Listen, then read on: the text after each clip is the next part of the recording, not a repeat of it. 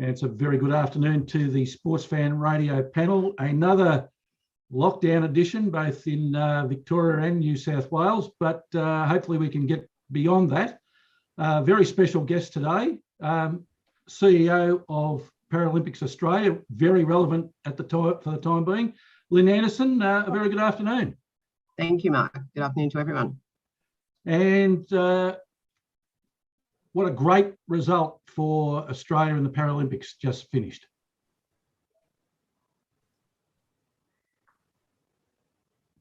Yeah, mate, they were just extraordinary. Actually, I'm on day 5 of quarantine, and it's actually been a good thing for me in a way to just reflect it. I still can't quite honestly believe that we pulled it off.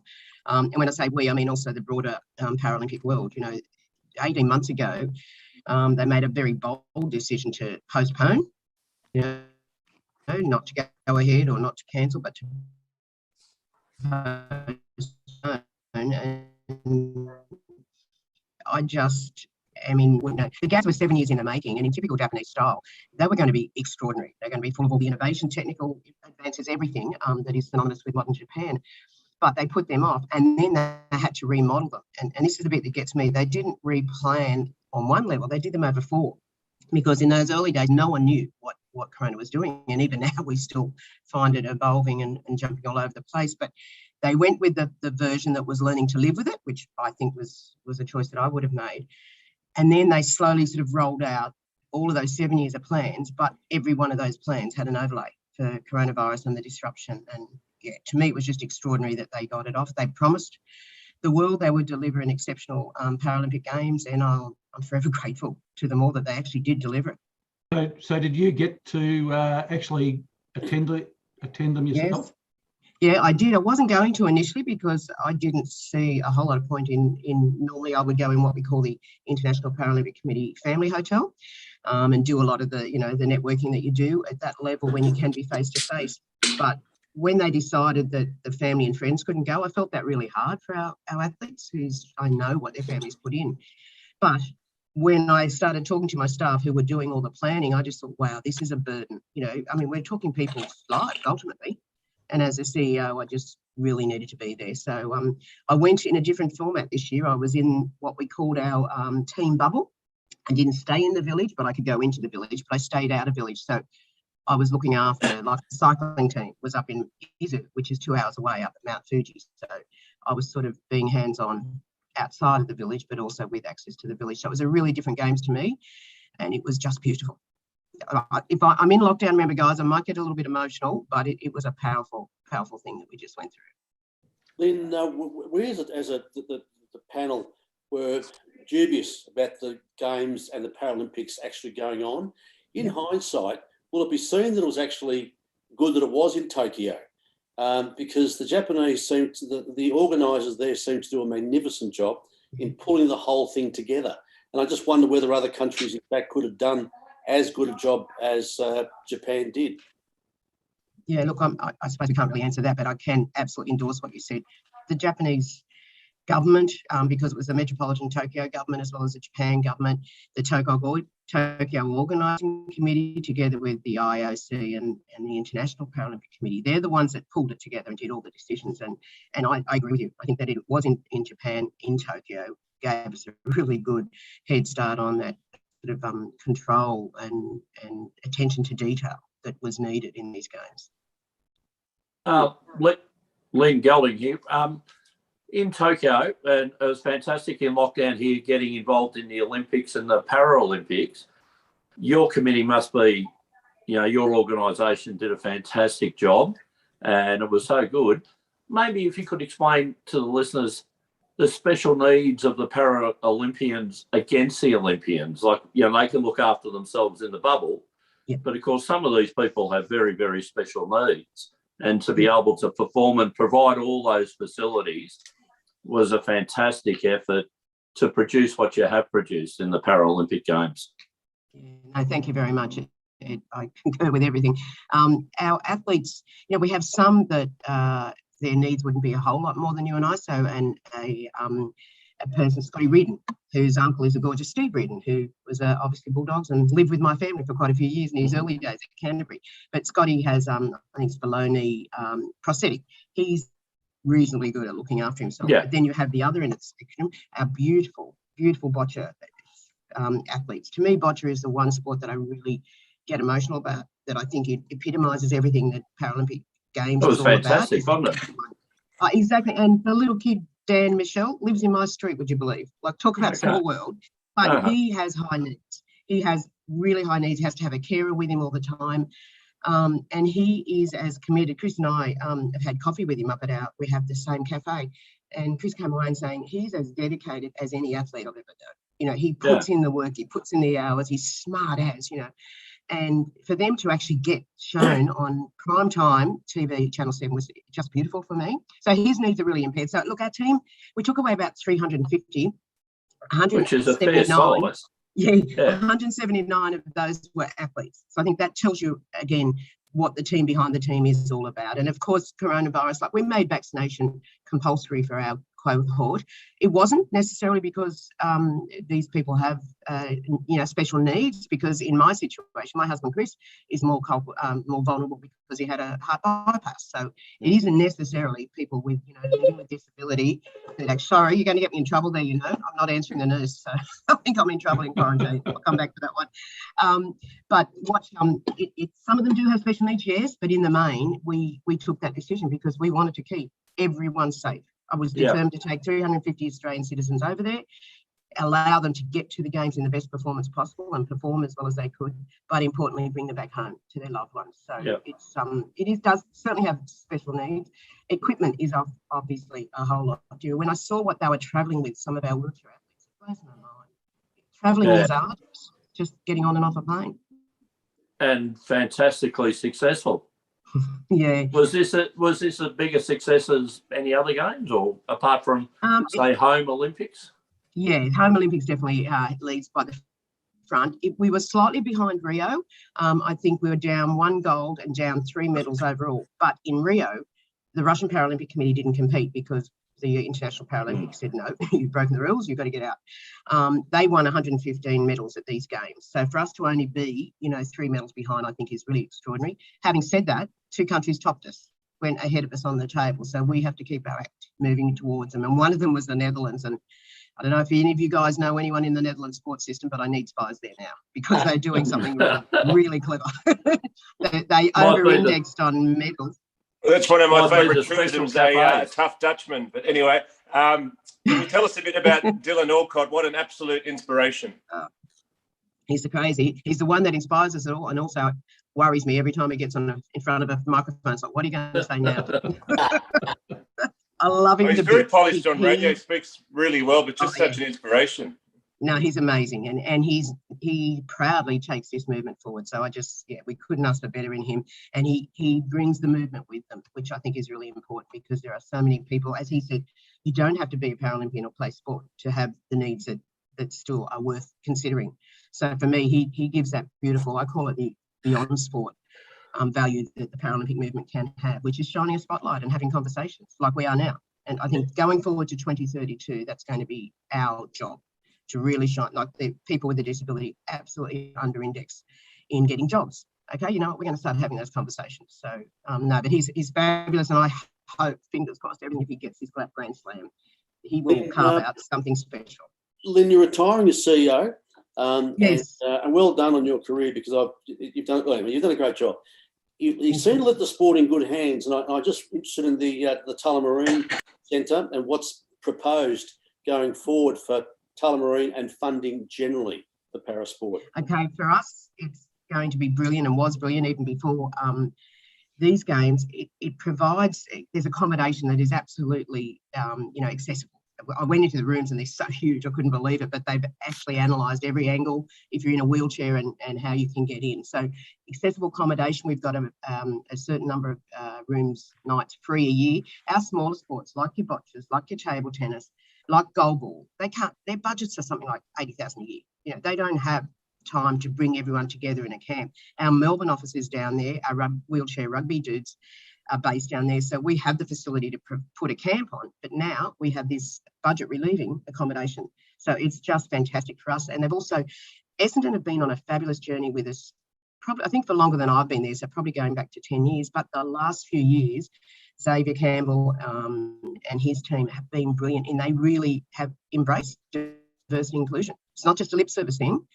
We are working together. They're taking us right to the nth degree, and that's what we want our partners to do, not just give us money, which we're very grateful for because we need it, but to actually say, you know what, there is a job to be done here in the world around improving diversity and inclusion.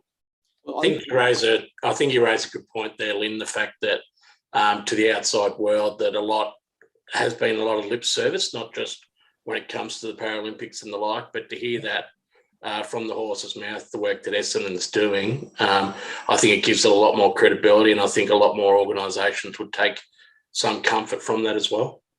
And David, I don't even think it's more. I found it myself when I came in here. I think the first 6 months I kept kicking the machines under the table, my staff. It's not Paralympics or it's not the Olympics. We are the Paralympics. So I've now come to the point that I explain it as there's rugby league and rugby union, Olympics and Paralympics, side by side, elite athletes representing Australia. But I didn't know how to, talk to someone in a wheelchair. It's just if you haven't had it in your life. It's not an advertent snub, it's just not knowing. And again, this is where I think our role is to normalise that and say just do whatever you feel.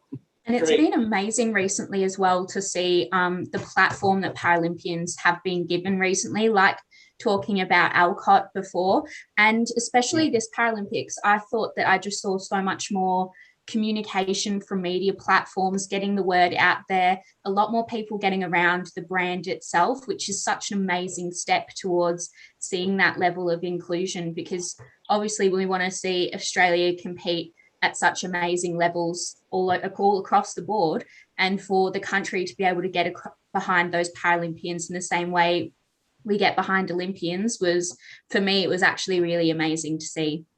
Sarah, was great for us too, because when I came in, the reason I took this job is I could just feel, I talked about the 3 moons aligning, where I knew the sport was getting better because the athletes were actually, and it's a bit like when my husband played in the 70s and 80s, I played rugby league, look back and I think, my God, you were little and you were slow and we thought you were fast.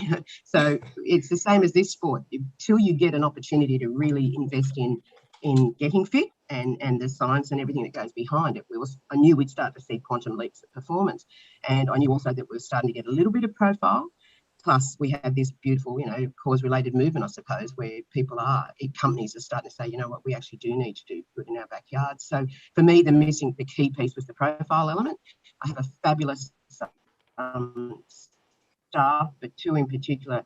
Paul Oliver's my stakeholder engagement, so we worked really hard on government to get authenticity and validation and funding from them, I suppose. But Timmy Mannion and his communications team, we do the most beautiful in-house videos. A lot that you saw on Channel 7, they were ours, done on the smell of an oily rag, because he gets it and he feels it. And our pure aim after Rio was, we need to get this profile, this opportunity, because when you see it, you'll fall in love with it. We had no doubt about that. And that's where our Channel 7 have been brilliant for us. News Limited, the opportunities like this to talk now. We worked really hard to get this profile, and we had a bit of a tear after the games, knowing that it had worked. I had no doubt about the athletes handling themselves, even though I am a little bit nervous with Dylan sometimes. But we knew that they would just be themselves, and they would respond. And as you all saw, the interviews post-games were probably as good as their performances on the track. 3 years ago, Lynne, I was fortunate to attend a Anzac Day lunch, and the guest speaker there was Curtis McGrath. Now, I didn't know a lot about Curtis prior to the lunch. He's spoke about himself. There's a video. I recommend anyone to see the video of Curtis McGrath in Afghanistan. But he's just a wonderful human being, and the way that he represents himself, 2 his country, but then yourselves. He's just, I think he's an amazing human being. He's a beautiful man, David. It was just, I was actually there the day he had his heats, and he had a couple of troubles. So if you ever want someone to get on an interview, get him on, he'll take you through. There were some challenges in his race where if he did the wrong thing, he would have been disqualified and would have been out completely. But in the heat of the moment, he held that really strong, smart mind in check, and then to go out and defend his gold medal and win another one there were plenty of highlights, but because I have the same soft spot with you, I worked with him on Invictus Games. I was on their board, and I just got to know him. And Rach is beautiful personally, and we'll hear more from him, don't worry. And it won't necessarily be on the field. His voice will continue to be heard. Yeah. I did like your 3 moon analogy earlier. I feel like I might get a horoscope reading if I'm lucky.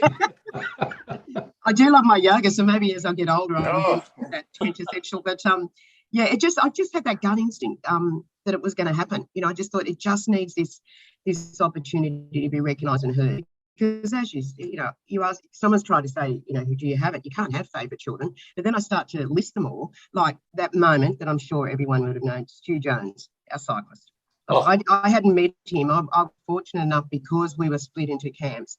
I went up to the cycling camp and I knew the guys really well. Their their high performance manager is a dude that I just recognise from sport anywhere in the world, whether it's down in Bulldogs territory or out in sport. He's had their cycling program for a long while and he is a gem. He's your gruff, older dude, and he just brings them all together as a family, and I could see that firsthand. But I met Stu Jones. He was there to win a medal. He was his first games. He had his injury his accident wasn't that long ago, but he was there to win. You know, like they all are. You know, forget about this. Feel sorry. No, they're there to win as elite athletes.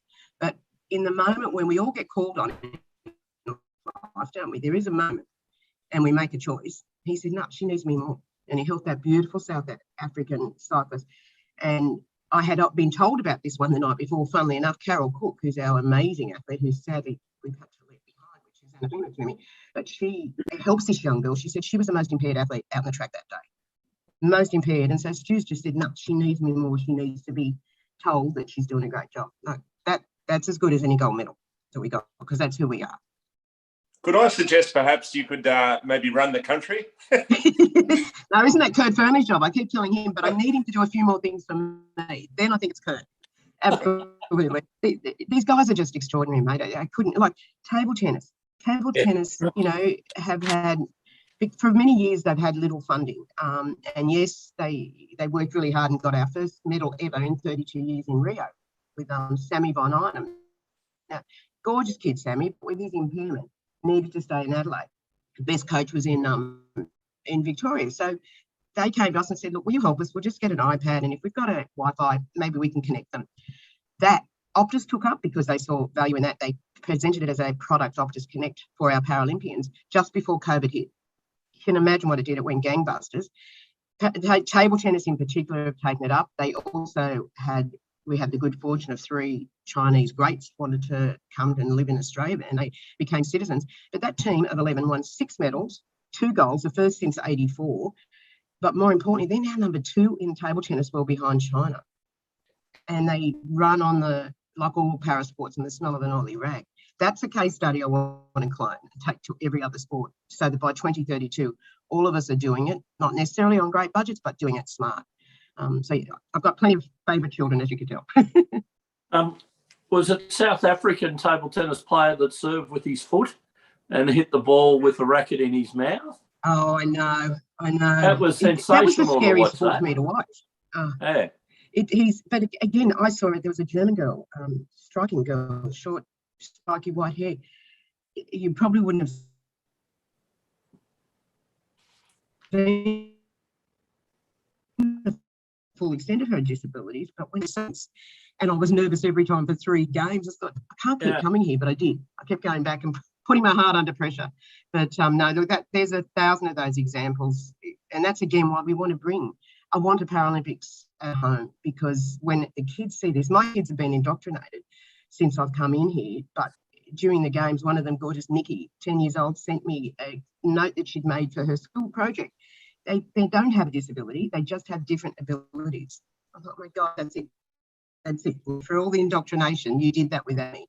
If we get a home games, everyone will see that and see it firsthand. And those examples of the table tennis player with the bat in his mouth, or going into the village where people are eating with their feet, their utensils in their feet, and they're making less mess than we make. You know, it's well, Gelding, when we get out of lockdown, I'm going to take you to a pub with a table tennis table, and the Parma's on me if you can manage that, sir. Giraffe, get photos. After years of playing table tennis at footy clubs and cricket clubs on Thursday nights while you're waiting for selection and that, I was just watching this gentleman play, and when he was serving with the racket in his mouth, he probably would have beaten all of us able-bodied persons 21-0. It was just sensational to watch. It was, Lynne, I suppose, it was a fixation to watch it. It was because of their disability, you know, to see their sportsmen, their craft in their game, it was just spellbinding to watch. No, Is there a defining characteristic that separates some disabled people who've got this attitude, oh, look, I can't do this and I can't do that, against these Paralympic athletes who just succeed at every level? Is there one characteristic that you can point to? Look, I don't know enough about the broad disability world. I'm learning as I go, so I would hate to comment because I just don't have any lived experience in there. But what I would say has been, I felt the difference when I came in between able-bodied and athletes with a disability, and I dare say flows down to their level, is just opportunity. There isn't equity of opportunity at the moment for everyone to do what should be a national right. Opportunity to play sports should be a given, but our beautiful Rachel Wilson, who won her second gold, how she won that day, I'll never know, because she was in agony. During the afternoon, we couldn't hold her up. Her condition, she's wheelchair user, her condition means there's not a lot of control, and yet for her to go and get that second gold sort of blows my mind. But she is a high needs athlete in swimming. For her to compete, she needs a pool near her that has a ramp and a hoist to get her in the pool. So even if she wanted to and she lived out at, Bendigo or wherever, and it doesn't have that, she couldn't have had that opportunity. So I think the big thing we need to do is normalising that opportunities, basic human rights should be available for everybody. And that's a big ask. There's a lot of investments needed to make stairs, not even a ramp sometimes where they say it's accessible, but the ramp leads you 2 k's off before you actually get there. There's got to be an effort to looking at things differently and saying, okay, now, how do we start to normalise the opportunity? And I think that's it. If we take for granted that our kids can go and play sport on the weekend, and if they're good enough, they'll rise through the ranks. For people with a disability, that lower echelon is work we've got to do, and we will do it now, without a doubt. With 2032 as the beacon on the hill, we have a real reason to go out and do it. Lynne, with the broadcast, I think one of the highlights for us was the after performance interviews. Now, I'm sure as CEO that you probably wondered what they were going to say. You mentioned about Dylan Alcott before, but you talk about people like the Hulk who, once he got going, they had to cut him off, I think, because he would have kept going. But to listen to the stories and some of the honesty that they talk with about how being able to compete and be able to do the sport has saved their lives, I think resonates so hard with Australians. And we're going through some things at the moment, but to watch these athletes and then to hear them, it's just awe-inspiring. I know, mate. And, yes, we have a social media policy, and we have all, those policies that come with going away and representing Australia. But we didn't really tell them anything. The only thing I remember saying to the cyclists that night, I said, I have no doubt you'll go out and perform on the track, in the pool, whatever. That's a given, because to make an Australian Paralympic team is not easy. But this is your moment. We have worked hard to give you a profile. Channel 7 have been exceptional in wanting to do the right thing and embrace all the right language. Like, for example, I think we had more than 50% of their on-air presenters had a disability and were Paralympians. So that was a massive commitment that we had said, Channel 4 in England, nail it. We want you to be the next Channel 4. So we told them there was this opportunity, but as I said, just go out and be you. Yep. Because you is more than good enough. And I knew that the things would shine through. I cried many a time, and I still haven't watched all of them. I don't know if I'm ready for it yet, because we didn't get to see it over there. But the words that came back from home was just, and they're all. I sat with beautiful Darren Hicks, the cyclist, and in the last few days, he said, Lynne, look at this. He said, this story you did on me, and his story is awesome. If you haven't read it, go there, and because I will cry about his. But he said, look, I've got 4,000 likes or something like that. A few days later, I think it was up pushing 1 million. I said, mate, that's who you are. And you've just won 1 gold, 1 silver. I expect a whole lot more in Paris. And he's this beautiful, fresh young kid who's had a really horrible time of things, is out there now. And I think he can see his opportunity isn't carrying this burden. It's actually going out there and being something really special. So he's one I just loved. And it was him seeing them also. My God, people are listening to us. They're seeing us. The shock and awe on their faces was a real gift. Lynne, just on that point, social media, the increase over the last 20 years, and like Channel 7 had 3 different programs. It was on the main air and on their second and third channel. Are you finding with the increase in social media, you have more outlets to get stories out? Yeah, definitely. And for a long while, that was all we had, mate, because the high-profile networks weren't listening to us till, say, before Rio.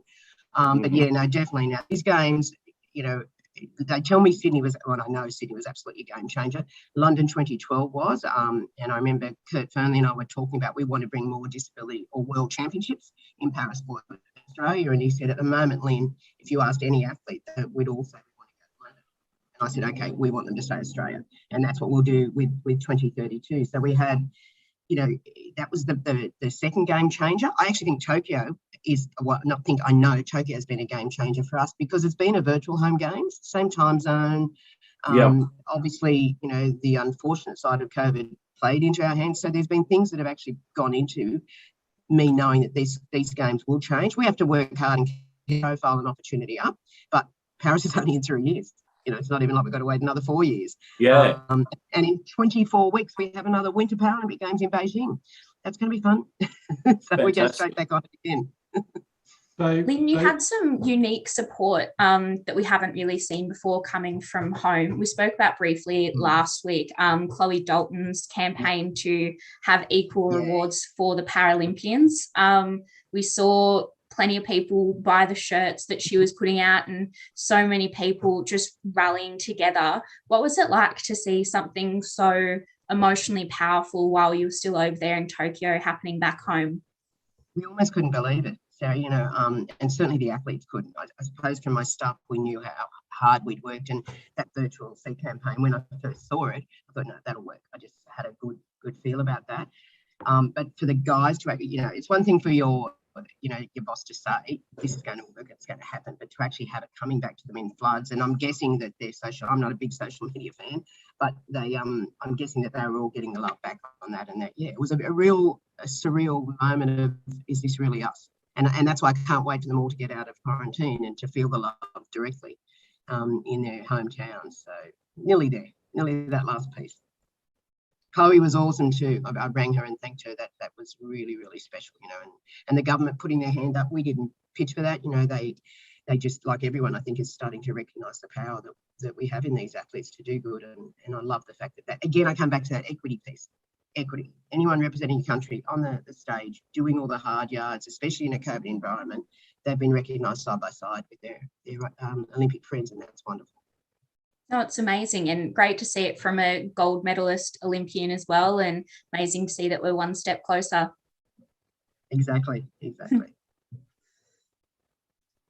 All right, Lynne, thanks very much for joining us today. A great time at CEO of Paralympics Australia, and we wish you all the best. You're there until December, so plenty of hard work between now and then. It is too, but thank you so much. As I said, just doing what you guys are doing here today is part of making our mob, as the team call them. We were really I'm proud of the culture there. I went in there wanting to take my version of culture, which is the family. I've seen that work obviously everywhere I've gone. And Kate McLaughlin, who's our outstanding chef de mission, I'm unbiased here, I know, but she's the best in the business, without a doubt. And she said, no, listen to me, I've got this idea. And her idea was the mob culture, which is another word for family. I said, go away and do it. You've got it nailed, So for me, you guys are all part of that now, because these stories do deserve to be heard and told, and we will be better for it. So thank you very much to everyone. Yeah, we certainly will be, Lynne, and all the best for your remaining time in quarantine. Thank you. I've got a few things lined up. I think I'll be all right. Thanks, guys. Appreciate it. Thanks very much. Thank you. Bye. All right, over to you, Paul. NRL. Well, the head's a bit sore today, but very happy. Can you believe it? If I lead straight into the Rabbitohs, somehow we've won. Wayne Bennett, he's older than Confucius, that man, and he's got more tricks than a Las Vegas magician, I've got to say, and I may even have a man crush on Wayne Bennett. He has pulled off a coaching masterstroke, if you don't mind, Professor. $4.20 the bunnies were, and I might have texted you in advance saying I'm feeling quietly, if I can manage quietly confident. He's thrown in a kid at fullback instead of Latrell Mitchell, who we've talked about a lot. 5 games Blake Taff has played, and the worry was he was going to see more bombs than Dresden. But somehow, some way, the Red and Greens have managed to win the match. I got a bit emotional because I was in court the day we were readmitted to the comp. They tried to force us out. It was unbelievable, the lead up to the game. Wayne Bennett, he loves stirring the pot more than Gordon Ramsay. I tell you, he had that media revved up, and it actually wasn't, Cooper Cronk put it best, it was like seeing two neighbours fighting over the back fence, because him and Ivan Cleary were going at it after the match, not physically, boxing style. What it was about was Nathan Cleary, Ivan's son, who's the best player for the Panthers. Ivan kicked it off midweek by saying that the Rabbitohs were illegally targeting his son, which is fair enough if it's true. But Wayne Bennett has upped the ante and said the Panthers are playing with a legal defensive system. So what that did is put some doubts in the mind of the Panthers, and they played like a rattled team. And I was thinking the ref was going to be blowing his whistle more than an Italian policeman, but didn't seem to eventuate. What did happen is the Rabbitohs won, and that means for the Melbourne Storm fans that there cannot be a Storm Panthers grand final. So what is going to likely happen is the Rabbitohs are going to be playing the winner of Manly and the Roosters. So Manly was absolutely towered by the Storm. Cameron Munster was superb. He got a bit of a spray during the week, Munster, from Craig Bellamy. I didn't know Craig Bellamy had medical qualifications, but Munster had a gash in his knee and he wasn't taking his antibiotics. So you can imagine what Craig Bellamy's reaction was when it got infected. He turned into a GP, and not a very happy one at that. So Munster got a bit of a spray, played an absolute blinder, but the best player for the Storm easily was Pappenhausen, who the worry was he'd missed so many games, whether he'd get back to his previous high standards, did he what? And Tom Trebojevic was silenced on the night. That was the key to the Storm winning. They managed to do that, and it was a very, very Storm-like performance. Just brilliant to watch. This just such a good game. Paul, if you're a Storm fan, I'm sure Schooner didn't enjoy it much though, Professor. Paul, you've talked about that people think they've worked out how to beat the Storm, go around the outside. Manly tried to do it earlier in the season. The other night, they just did not get the opportunity. They made some uncharacteristic mistakes. Turbo, when he got the ball, was hit low, but then also hit high fairly, as in tackle around the legs, and then someone would always finish him off. So he was bashed and bruised. But talk about Pappenhausen, the man that I don't think gets enough credit when it comes to the Melbourne Storm is Christian Welch. His first half the other night set the platform for then Nelson Solomon, Big Nelson, to come in and be able to then run yards and make yards easily because of the hard work that Christian Welch had done earlier. It was a very similar crossing over demolition job to what the Western Bulldogs did. But with the Storm, I would say when they play like that to start a game, it'd be well over 95% likely that they'll win the match. It's just because your game plan goes out the window, and all that's got Manly to that point, it was a rabble, and they weren't in the game. They're going to be battered and bruised, and I've got to tell you, I'm very confident that we will beat either Manly or the Roosters. The bookies have marked Manly $1.30 to beat the Roosters, but you've got to say this, and you won't see many South fans doing this. I absolutely love the Roosters' tenacity. I mean, they've got more men down than Saving Private Ryan, as I say every week, but they just keep finding a way. Those Titans had an entire state behind them. They were going to be the first team from the Gold Coast in any code to actually win something. They should have won at the end, apart from a brain explosion. It was just, did you hear Blocker Roach's noise? It was like a chook. It's like, oh. It was his best bit of commentary. If I was the Titans coach, I might have made a stronger noise starting with F, I think. But that was a coach killer. The Titans should have won, but the fact the Roosters did win won't surprise anyone who knows rugby league. They just keep finding a way to get it done. And I'm quite surprised they've been marked at $3.50 outsiders to beat Manly. It has to be down to the injuries they've got. It's a shame for the competition that the Roosters aren't at full strength, because they'd be a real threat to really, really go deep in this competition. But the Rabbitohs, if you had told me that we'd be avoiding the Storm until the grand final and beating the Panthers, I just wouldn't have believed you. So Wayne Bennett he did it last year with Queensland, and to do it without Latrell Mitchell against the Penrith team that I declared would win it all 2 or 3 months ago, that's got to be up there in his top 3 coaching achievements of a very, very long career. Paul, the Penrith Panthers, one of the hottest teams, premiership favourites. Their number 6 last night played like a man that has I lost for words about how he touches the ball, or he ran the ball once for 6 minutes. He didn't run a meter till half time. And that's his go, is he's running half. Because Cleary runs the show, and Luai is supposed to be Mr. Fireworks, Mr. Athletics, Mr. Turn It On, like Munster style. He just didn't do it. I don't know what happened to him, but one of the worst games, and this is New South Wales number 6, which has got to be in jeopardy if his season ends the way it has. You'll have to pick it up next year. But Paul, he's been like this for several weeks now. The number 6 not taking the line on, not challenging the line, which makes it easier for those outside to be read because they're all stationary. I can't unless there's a big turnaround with the Panthers. They may go out in straight sets. I don't think they will because of Nathan Cleary, because he is one of the best players in the league. However, the Roosters, and we'll talk about the Roosters, they've got Tedesco, who is possibly the best player in the competition at the moment.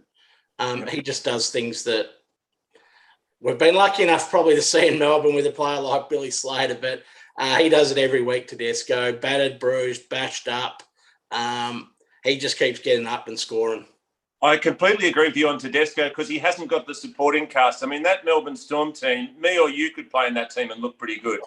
You know, it's with all the supporting cast that's there, that Tedesco has to pick a game up by the scruff of the neck and own it. And that's where you have a very good point about him being probably the best in the game. The other 2 teams we haven't mentioned, and they're playing this afternoon, the Eels and the Knights. Eels $1.40 favourites. I actually think the Knights may win it if Ponga can bring his A game.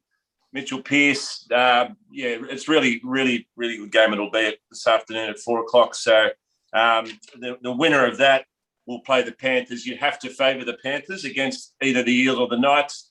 Eels are getting some momentum up, but there's still a few chinks in their armour. And Panthers and Knights would be a mismatch.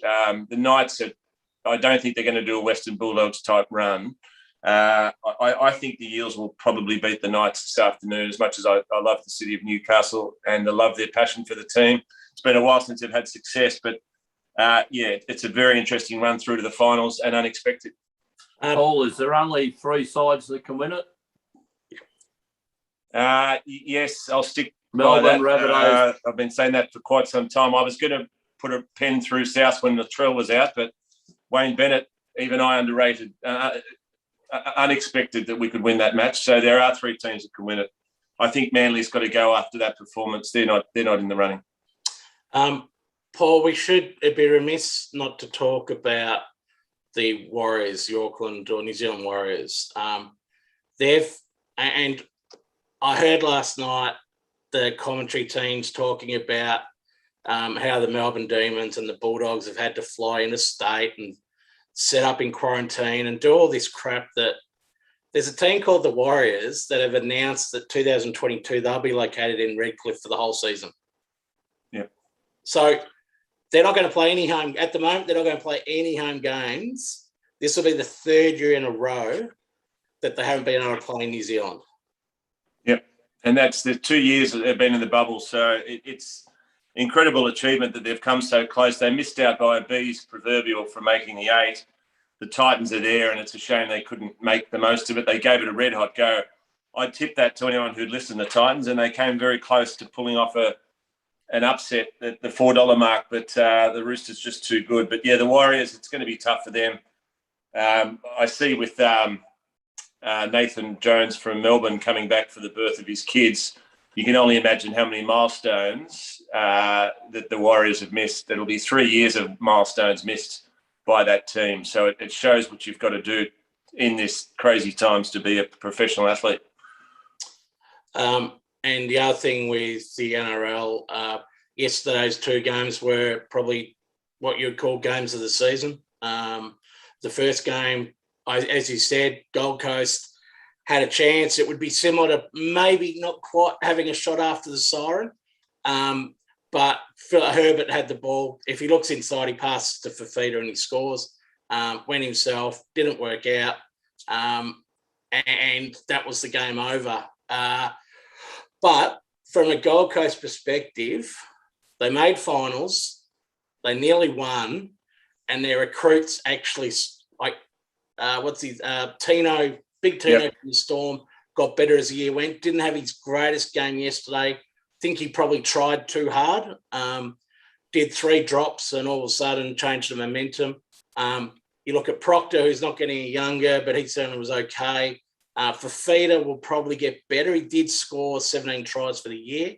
And then, of course, they get out of the Roosters. They've got another one coming in Isaac Liu. So they're building. It's just a matter if their players can buy into it, if that makes sense. And they've got the Maroons, AJ Brimson at fullback. So it is exciting times. And my hope is that they'll be the first team of any code from the Gold Coast to make a go of it. So there are exciting times. I'd love Cameron Smith to say he's going to put a year in there next year, but being a Gold Coast resident with his kids in school there and bought the new house, but I don't think it'll happen. But it would be a great story for rugby league if he did decide to put the boots on for one more run around. But, you're right. They're on the up, and it was a real brain explosion, that end of the Titans. But I'd love to know the viewing figures that switched over from that Port Adelaide massacre across to the rugby league, because if you're a true sports fan, you would have turned it over and watched a great game of rugby league. I had them both on at the same time. Looks great. I think that Dogs game was over within about 5 minutes. So, the Rabbitohs one certainly wasn't. So it was a quality game of rugby league. And if you didn't enjoy that, people, that's the best we've got. Find another sport. Sorry. Paul, one quick question. You talked about Dogs game. Well, there was a Dogs game last Sunday. 38, if you don't mind, to the West Tigers 0. What has that done to Michael Maguire's fortunes?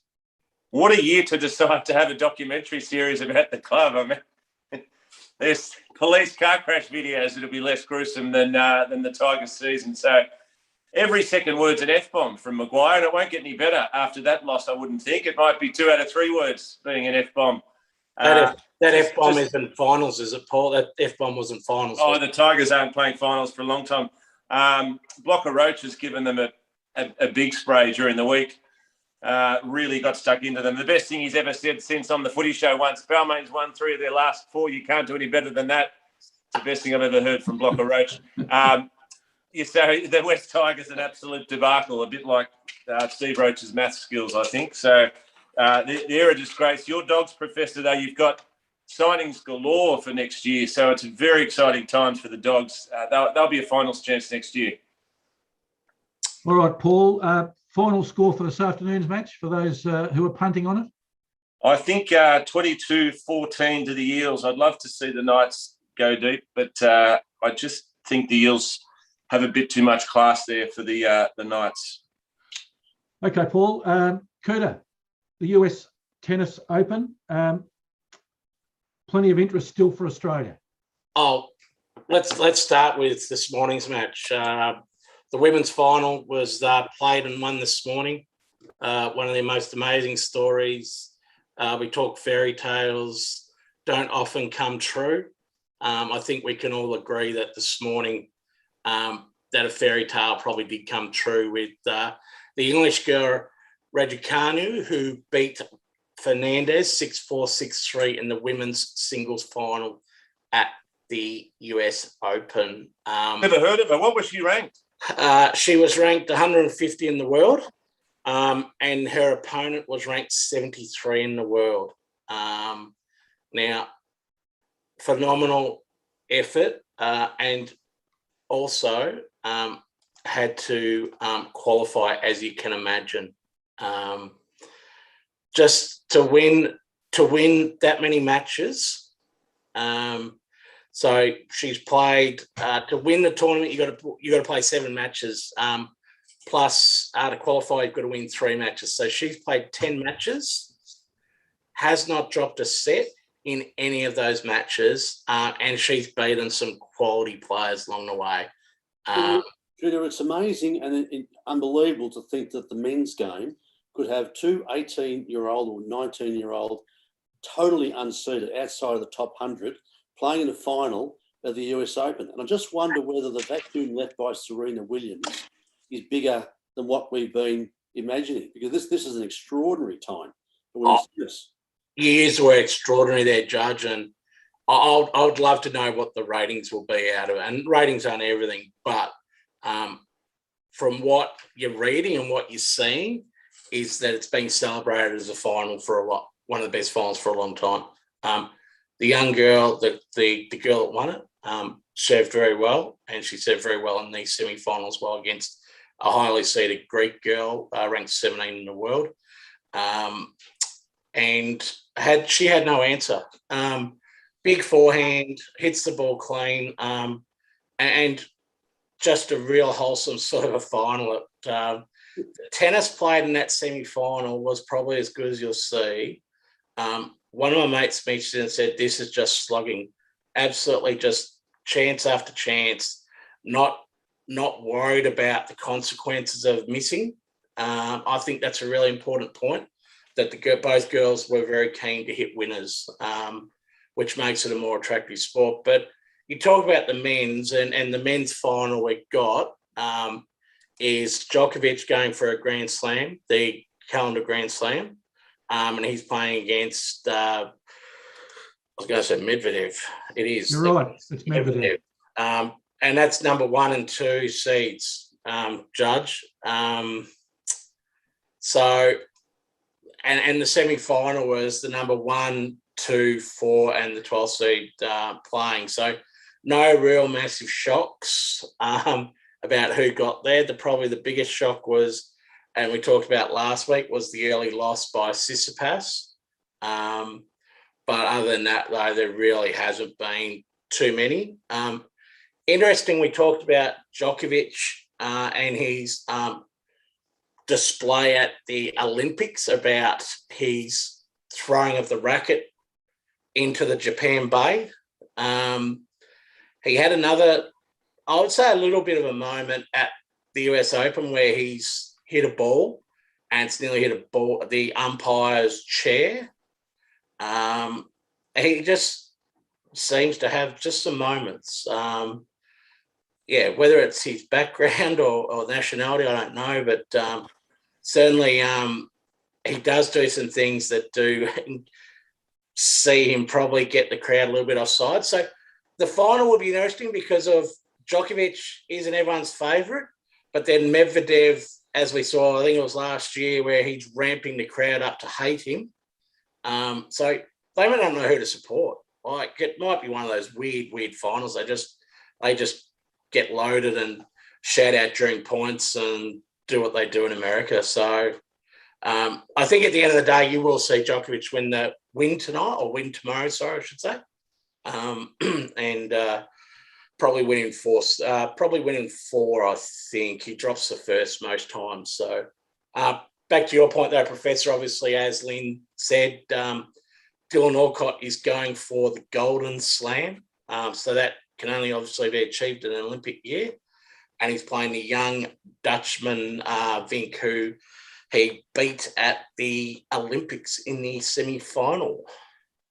Yeah, Alcott's having a great year. Played 20, won 19. Yeah, it's not bad, is it? It's not. My maths is okay. Blocker Roach would probably say couldn't do any better, but yeah, he's had a great year. And I think with Dylan, obviously, he's announced that was his last Paralympics.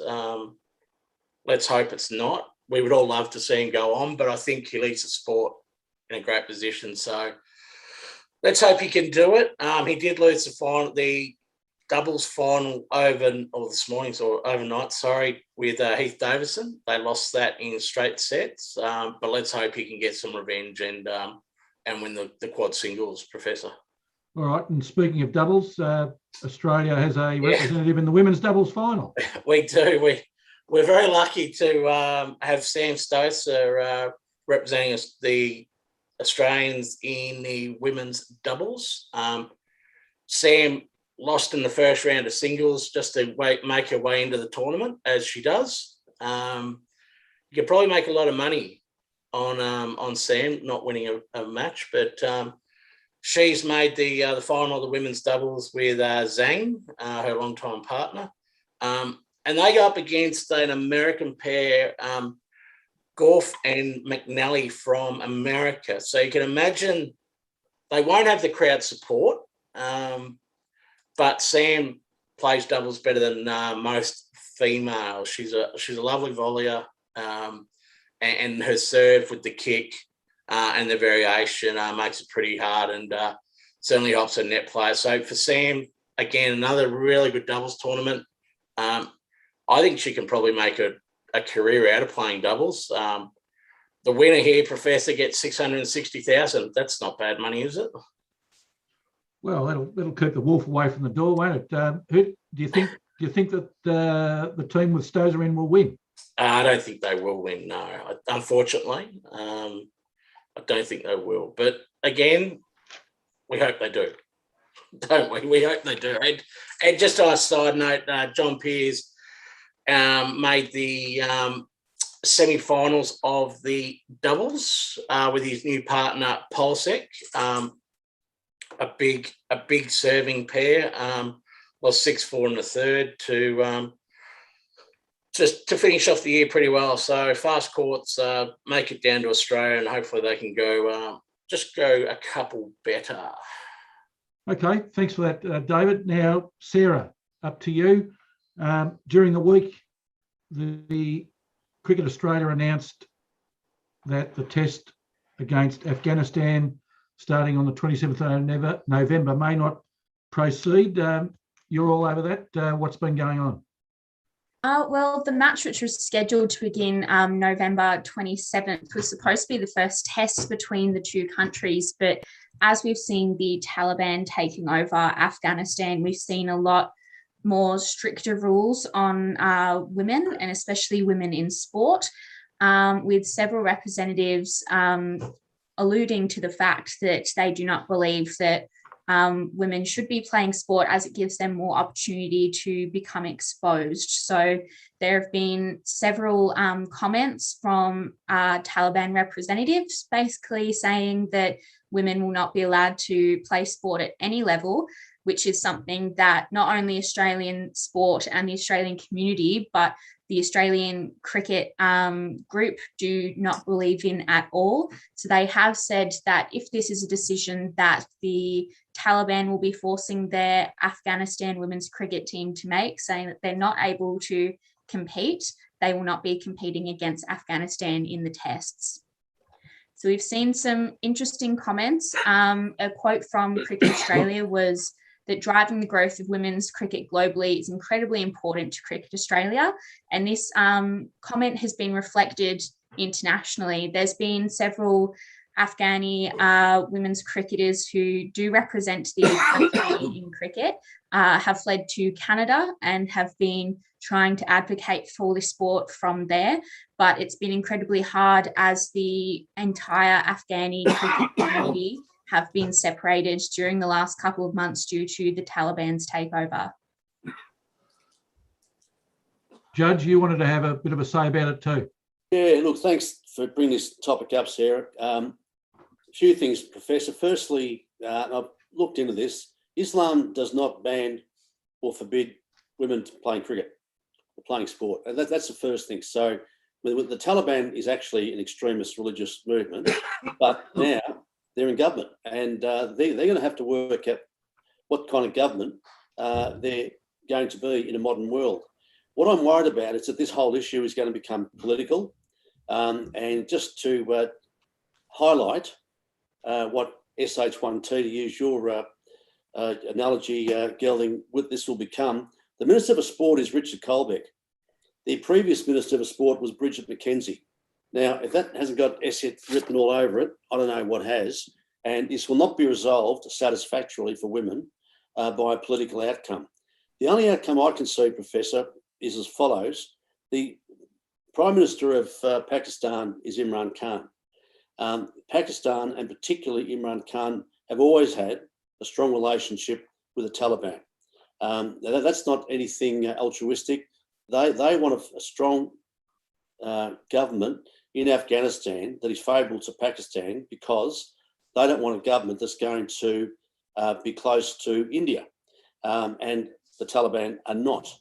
Pakistan also wants a government that's going to fight ISIS, Al Qaeda, etc. So there's a genuine interest in Afghanistan having in Pakistan having a stable Afghanistan. Now, it seems to me that given the strong connection between Australian cricketers, in particular Steve Waugh and Alan Border, and Imran Khan, and that is a genuine connection. You recall that Imran Khan actually played over here for some time and certainly played against Australia a number of times. I'd like to see some soft diplomacy take place between Australian cricket, Imran Khan personally, with a view to convincing the Taliban authorities that firstly, it's not haram for women to play cricket.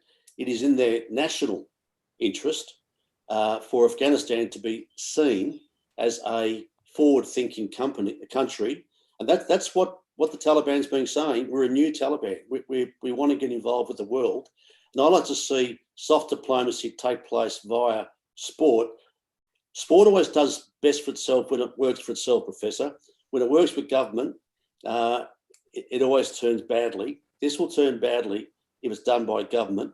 But if we can use the soft diplomacy, I can, in fact, see a way forward. John, just on that, and very interested when you said Imran Khan, you think automatically someone who would be pro-cricket and everything like that. Is that just a gentleman that's completely changed his spots? Like when he was a cricketer and was in England, was part of the society and very much an outgoing English type of personality. But as soon as he went home to Pakistan and entered politics, completely Gelding, if you're got rid of his English, his Western views, I would say, and took a very much a hard line approach with Western. If you're saying a politician can change his stripes, no hit wonder about that. That just goes in the territory. But what I do know is he loves his cricket. He does see cricket as being advantageous for a country, good for the youth. Can I just say, Afghanistan's got 40 million people, 63% are under 25. It is a young country. If the Taliban think they're going to coerce their kids like they have in the past, good luck with that. We've talked about social media today. It just ain't going to work. They won't have a population, particularly women, if they're going to keep this nonsense up. I could not think of a better opportunity for the new Afghan government to make heroes themselves in a worldwide fashion other than through sport. Bearing in mind, I think I'm right in saying this, that cricket is the number one sport in Afghanistan. Yeah, but also you've got Pakistan. Their national cricket side are playing outside of Pakistan. So whether this is going to have to happen as well, because Afghanistan cricket is just improving year after year after year, and you're seeing women and men coming to the Big Bash and they're showing their wares. Now they're a test nation. Yeah. It'd be terrible to lose them. Absolutely. And I can't see that the international cricket community will, in fact, let Afghanistan go by the wayside. There's too much political imperative to make them successful. And they are, I think, one of the big movers in world cricket. The only problem with that is international cricket's run by India. Sarah? Which is interesting. With the inclusion of Afghanistan and Ireland getting test accreditation in 2017, it would be really disappointing to see them take this step back, as as we have seen, it's Australian cricket's ideal, and presumably world cricket's priority is to make it a game for all, and being able to provide the opportunity to everyone, man, woman or child, to be able to play the great game.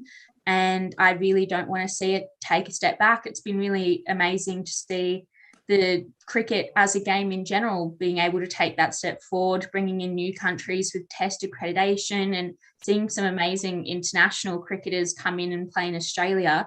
It would be really disappointing to see that step back taken. Sarah, do you share my concerns that if this is done on a government level, it'll be done badly? Because bearing in mind what the Americans think about the Taliban, what Australian government thinks about the Taliban, I just can't see it have a happy ending. No, it needs to stay within the sport, and most sporting leagues would maintain the priority of equity across the game being played everywhere, and that should be a focus for the international cricket group of people and how they take charge of this. Getting politics involved may make it a bit too messy, and it will deter from what the actual priority is. It'll steer away from maybe what the rest of the world wants, which is equality for all. If we can make this small step and help sport take that step, which has been such an amazing opportunity for people to be able to connect, as we've seen for years and years, people connecting over sport is one thing they can kind of cross anything with. It'd be nice to see a step taken within sport, as an example with Afghanistan's cricket and their women's team. So, Sarah, do you think that the test will proceed, or do you think it's a forlorn hope? It's really going to depend. If the Taliban are saying that they're going to be a modern institution and they're hoping to keep in touch with the world and stay where they are, you'd think they would see where the world is heading and maybe want to keep up and bring their women's team back in. But until we see their commitment to equity in cricket and equity in sport overall, I don't think we'll see the test going ahead. And I think we might start to see similar actions being taken by other countries as well. So, John, would you see Cricket Australia being the vehicle to approach Imran Khan? I do, Mark. I'd like to see the government actually appoint Cricket Australia as their ambassador for this job. Seriously, if the government gets involved in this, they'll stuff the whole thing up. And if Richard Colbeck's in charge, they will stuff the whole thing up. And if Scott Morrison's in charge, he'll stuff the whole thing up because he'll ask his American counterparts what he should do. So, yes, I'd like to see Cricket Australia, through soft diplomacy, go via Imran Khan in Pakistan, knowing that, as I do, that Khan has got a great voice in Afghanistan, and he's actually long supported the Taliban, much to the chagrin of the international community. Okay, well, we might finalise today's program. Gelding, your tips? Hopefully the riders won't get distracted and not run according to race conditions. Yes, Professor. A good day. Well, an interesting day's racing at Flemington yesterday. A lot of bubbles were burst, but I think we saw a very good one in incentive, Professor, going forward. But today, one of them have already got up, Cuban Link. Unfortunately, the Isle of Avalon missed out, but we might go race 3, number 7, Prowling. Craig Williams aboard. And then, look, we like Lazuka, number 9 in race 4, Smoke Bomb, number 3 in race 6, and in the last, race 9, number 6, Smart Image. And if we head over to Donald, Professor, we'd just like 2 more to come. Race 3, Ma and Eustace and Johnny Allen have gone to Donald for Hitosu, Hitotsu. And in race 6, number 2, we might try Equine Philosopher, paying about $4.50, Professor. So there's a couple for today. Sportzfan Radio's own Craig Robinson's at Donald today. Got a fairly good book of rides of, you got 6 rides today, Professor. I couldn't really find one that I really liked, though, unfortunately. Although maybe in the last Azuki, race 9, number 4. But, unfortunately, didn't like Cole's book of rides, Craig's book of rides today. Gelding, I liked your name, Equine Philosopher. As you know, Francis the Talkie Mill was an equine philosopher. So yes. That should be the great omen bet for the day for me anyway.